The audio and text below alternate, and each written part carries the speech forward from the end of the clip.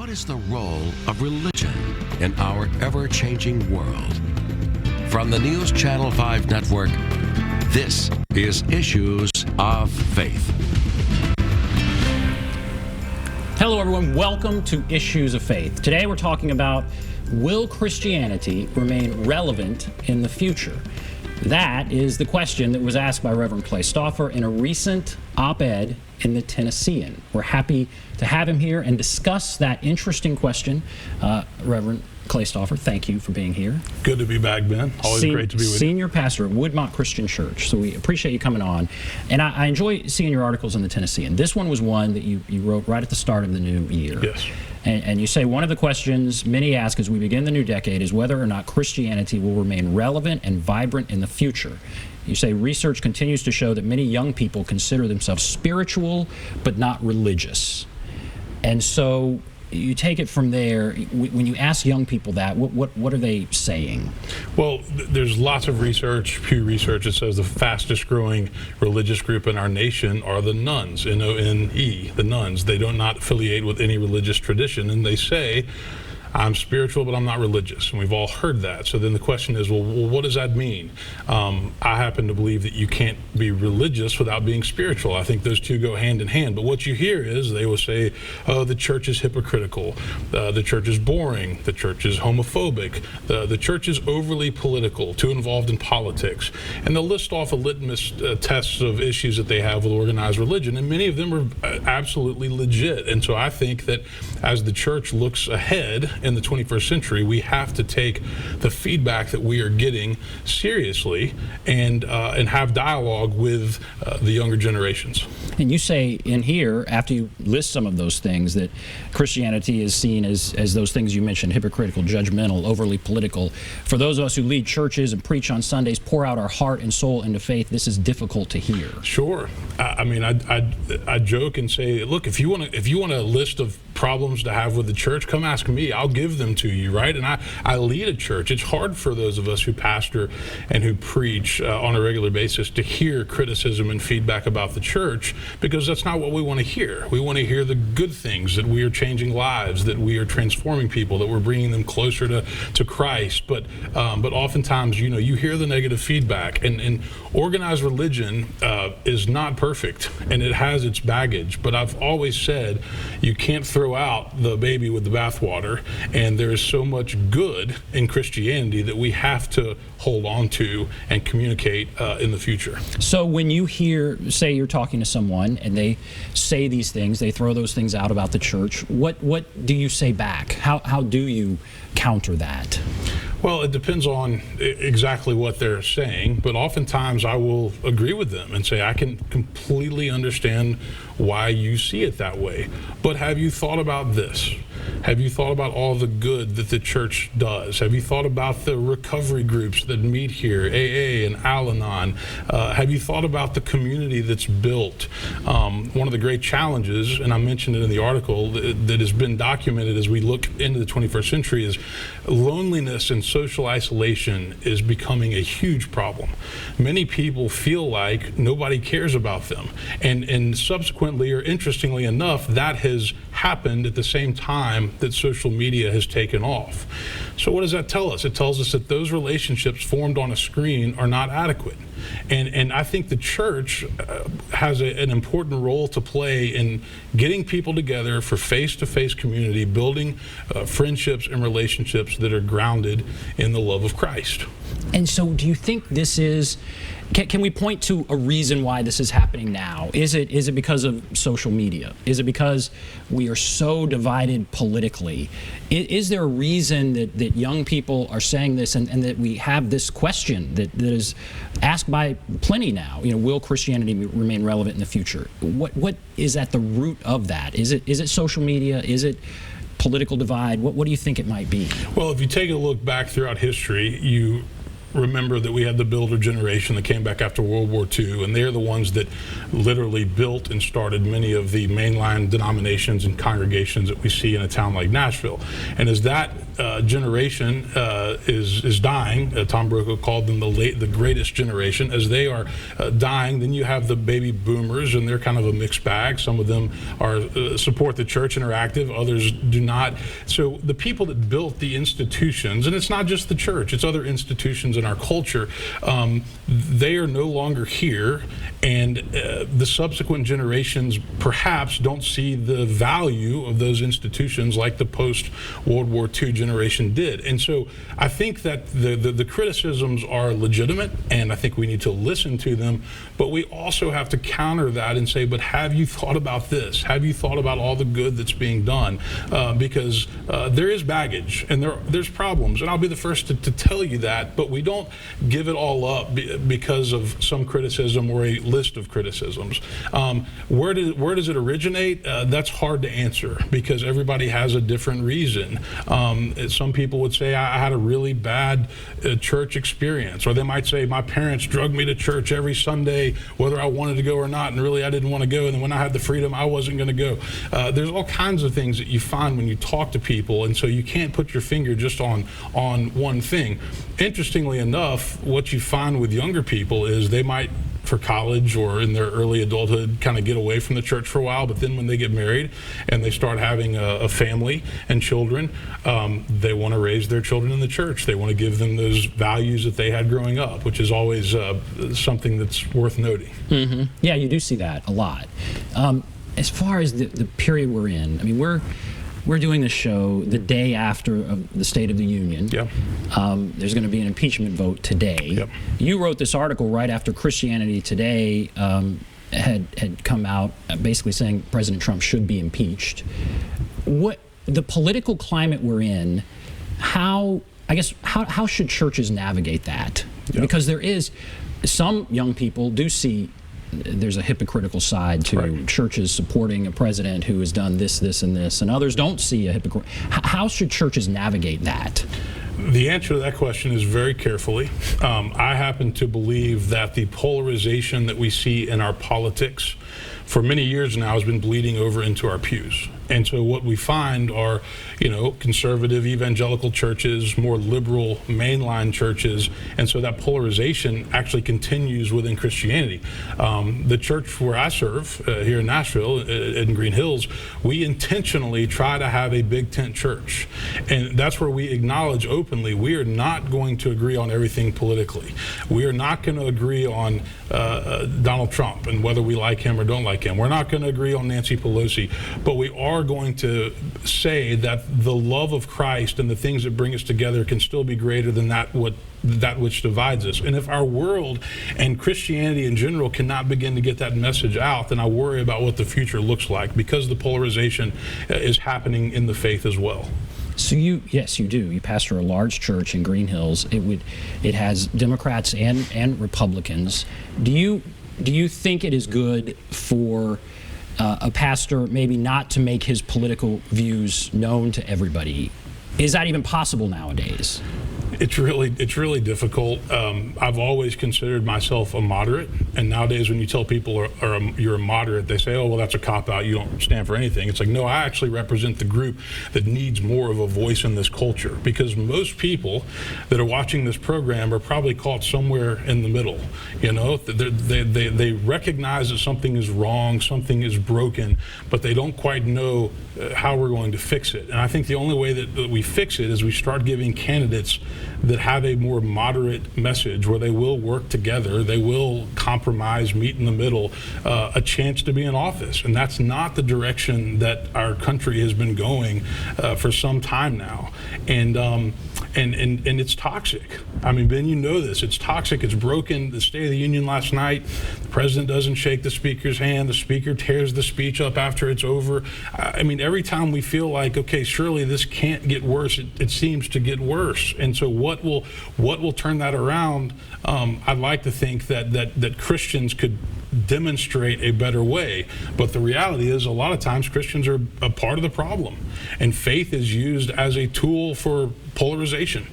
And that's discouraging. And so you study this and you go to conferences, and And what is a collective sort of understanding, I guess, among fellow pastors? Is there a school of thought, well, I'm gonna state my political views, and I'll get a bunch of like-minded people to come, and our church will be just fine, and you could have that on both sides? Or is the prevailing thought, I'm going to stay out of it, and we're not going to go there? What do you see when you talk to other pastors? Well, what you see is different people that take different approaches, and so you will see people that will come down on one side of the aisle. Personally, I've never thought that is wise, even though ministers are absolutely entitled to their vote and their opinion. But if they land hard within one party, then they're probably going to marginalize or alienate the other party. And so I've always viewed it as my job to challenge people on both sides. Have you thought about this? Have you thought about this? And we live in this world now where everything has to be black and white. There's not nuance, and yet life is full of gray. We know that everything is not simple and cut and dry. The other thing that I would say is, I think pastors that are able to bring church members together who have different politics, different social positions, different viewpoints, bring them together for conversation and let them realize that they're good, respectable people who just believe differently than you do, who just feel differently. I think that is a very healthy exercise, even though it's not easy. In fact, tonight at our church, I'm going to start a class that's on incivility. How can we talk through some of these things and do it in a civil manner? Because there just doesn't seem to be many forums in our culture for that to happen anymore. You talk about in the article, you do talk about loneliness, and one reason may be that people do just isolate themselves. And right. Part of it's that political thing. I don't want to be with people that don't believe as I do. And when you do that, you limit yourself from friends, you limit yourself even from family. That's right. And we're seeing that, and that's a problem. And certainly if that's happening in churches, that's a big problem. That's right. And it's been well documented that loneliness is tied to fear, and loneliness is also tied to echo chambers and basically people just wanting to be around those with whom they agree. And our culture needs less of that. We need more dialogue where we can actually talk civilly through some of the issues that divide. All right, we're going to take a break. Then we're going to come back, and we're going to answer the question, will Christianity remain relevant in the future? So we'll answer that question. We'll take a break. We'll be back right after this. This is a Storm 5 weather update. For weather on the go, download the Storm Shield app. Hi everyone, I'm News Channel 5 meteorologist Leland Statham. This afternoon, cloudy. The rain tapers off this afternoon, which is good for all of that high water that's out there. Spotty showers, but cold. Temps only in the upper 30s to low 40s, but another system diving our way, meaning the chance for more showers, but the possibility of some light snow this evening and tonight and into the early morning hours of Friday. Here are the temperatures for you at this hour and what's happening right now at Nashville International. This afternoon, mostly cloudy, scattered showers. Then this evening and tonight, snow showers moving in. Light snow, grassy accumulations are a possibility, but a half an inch to an inch a possibility toward the plateau. Tomorrow's high 40. More rain chances on Saturday. More rain next week. 2 to 3 inches a possibility next week. If you're a Medicare beneficiary and live in the area, call now to see how this little card could get you some big benefits. With one toll-free call, you can find out how easy it is to get all of your original Medicare coverage, plus extra benefits. You get an all-in-one plan designed to fit your needs and support your total well-being, so you can be your best every day. You could have medical coverage, prescription drugs with $0 generics, comprehensive and preventive dental, vision, plus transportation to and from your doctor appointments, all in one plan. And here's more good news. You can get a WellCare plan for a $0 or low monthly premium. How can WellCare offer all of those benefits for a $0 or low monthly premium? It's simple.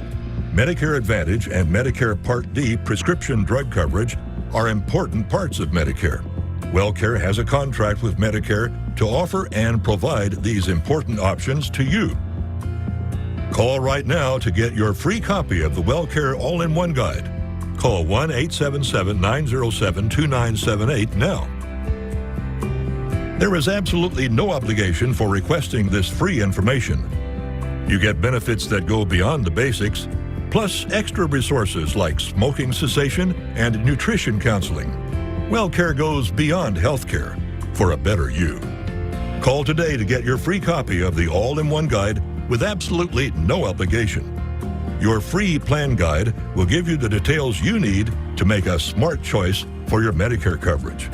Just call 1-877-907-2978. Remember, there's no obligation for requesting this free information, so call 1-877-907-2978. WellCare, beyond healthcare, a better you.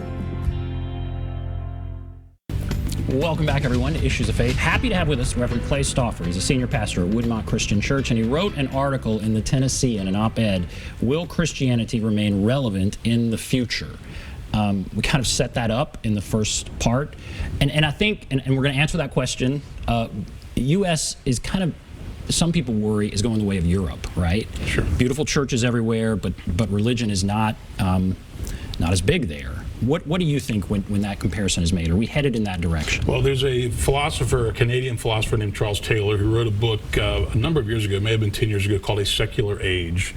And so what people talk about is rapid secularization and what's going to keep the United States from going the same way that Europe went, where churches just became, beautiful cathedrals and, tourists visit them and whatnot. I don't think that the U.S. will go that way, even though I do think we're seeing different parts of the country, different cities that used to have larger church-going populations, and that is dwindling. Nashville being in the Bible Belt, we still have church, and Christianity is still a part of of who we are and what we do, which is good. It's a good place to be a minister. But I do think we have to deal with this question of rapid secularization, and I'll tell you a couple of ways that that's playing out. It used to be that people would say if you went to church, you would maybe go 3 out of 4 Sundays a month. There's lots of research through Lifeway and other places that say that if people go to church once a month now, they consider themselves regular churchgoers. Well, that's very different from the way that it used to be. So secularization is real. The Sabbath is not honored and observed like it used to be. It's just another day for a lot of people. But I don't see our country, just because of its unique founding, I don't see us going the way of Europe, but I do think it's going to be a struggle for churches who cannot find new and creative ways to get the gospel message out into younger generations. I think they're going to struggle. Mm-hmm. What is a new and creative way to get the message out? Well, I guess one word I would say is relevant. I think that ministers are called to take the biblical text, exegete it, do their homework, but then answer the question, okay, how does that relate to the lives of the people in our pews, right? They don't want to sit there and hear your long biblical exegesis. Maybe some of them do, but they want to know, well, how's that going to help me this week as a husband and a wife, somebody who's trying to, keep my marriage alive and raise the kids and pay the bills. And so you have to be able to make that connection. How is this relevant? How will this help you? The other thing I would say is more and more churches are now embracing recovery communities. At our church, we have a large AA group. We have a couple different Al-Anon groups. We have divorce care. If the church can't be there to help people pick up their life once it falls apart, whatever that is, then why are we here? 12-step communities have been doing that for years, and I think that the church is now acknowledging this is a part of spirituality, this is a part of spiritual formation, and we need to be in this recovery game as well. The church can't be a place perceived as full of perfect people. That's right. Because there's so many people that are hurting, and that's where the church can make the biggest difference, is to kind of answer some of the fear and the anxieties that people have. And I think, to your first question, one of the best ways that churches can do that is to be a place where people can be authentic, where they can be themselves, where they can say, I don't have it all together. I am broken. I am hurting. I have been through this. I just went through a divorce. My child is dealing with alcoholism or an addiction, and where people aren't judged for that, but they're supported and they're loved, and they realize, okay, I don't have to go through this by myself. And guess what? There's other people that are in the same boat. And I think churches need to remind people, you can be yourself, you can come as you are, and you can be loved. So you wrote this article, Will Christianity Remain Relevant in the Future? What is the bottom line? You go to the bottom here, I can read it, but what is your bottom line here on this? Well, the bottom line for me is that our world still needs the message of Christ. And sometimes we let the baggage and the problems that we see with organized religion get in the way of the message of Christ. And that message is that we're called to love our neighbor as ourselves. We're called to show mercy and compassion. We're called to forgive, which a lot of people will talk about forgiveness, but they don't really know how to forgive and let go. And so we're called to treat other people the way that we want to be treated. So the heart of Jesus's message was about love and compassion and treating others the way that you want to be treated. And that's what our world needs. Our world is polarized, it's fractured, it's broken. People are angry, they're resentful. And Christ has a message for our world, but so many times the world isn't listening. So it will remain relevant? I think it will, as long as that message is communicated. Mm-hmm. And we have to acknowledge that organized religion, the church, Christianity, it will never be perfect because it's made up of non-perfect people who have their flaws and have their baggage, and it's just, it'll never be perfect. But we're all striving to do better. We're all in this journey that we call life together, and that is reassuring. I mean, that's one of the gifts of the Christian faith, is it doesn't happen. You don't do this by yourself. You do it in community, and you celebrate the joys and the sorrows. You go through the bad times of life with other people, and when you feel like you can't pick yourself up, then other people will pick you up and carry you forward. And so in that respect, I think it will remain relevant, but I think we have to be creative in terms of how we get that message out there. Mm-hmm. So when this was written, how was it received? I guess the process that you went through in writing it, you've kind of explained that, but how was it received when it was put out there? I guess, is there any negative sort of response to this, or is it all positive? Well, I quoted the Christianity Today article, which came out in December and basically said, we feel about President Trump the same way that we felt about President Clinton 20 years ago, that he needs to be removed. Well, a lot of people don't want to hear that. But there are certain parts of the president's behavior that needs to be called out. I mean, yes, you can defend his policies if you support the things that he is for, but there are certain parts of his behavior that Christians need to say, that's not what we're about. And I think that was the courage that Christianity Today had. Whether or not you believe he needs to be removed from office is a conversation for another day and another show. But I think that Christians have to be consistent, and we have to say we put our hope in Jesus Christ, not in Donald Trump, not in Bernie Sanders, and there's an ethical, moral code of behavior that we try to live up to. And it doesn't matter who's in office, whether it's local, state, national. When people don't follow that, we need to have the courage to say that's not what we're about. And I think Christianity Today did that, and obviously it was polarizing, but we live in polarizing times. And so there's really no way to talk about it. I'm a centrist, I'm a moderate. I don't like the fact that the extremes get all the attention.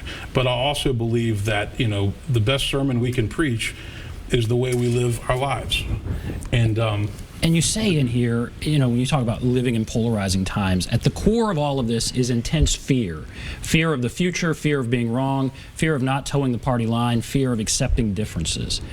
How did we become so fearful, do you think? Or have we always been fearful, in your opinion? Well, it's interesting. If you look throughout Scripture, both the Old and the New Testament, the Hebrew Bible and the New Testament, one of the consistent messages that you will find is be not afraid. Be not afraid, do not fear. Jesus says that over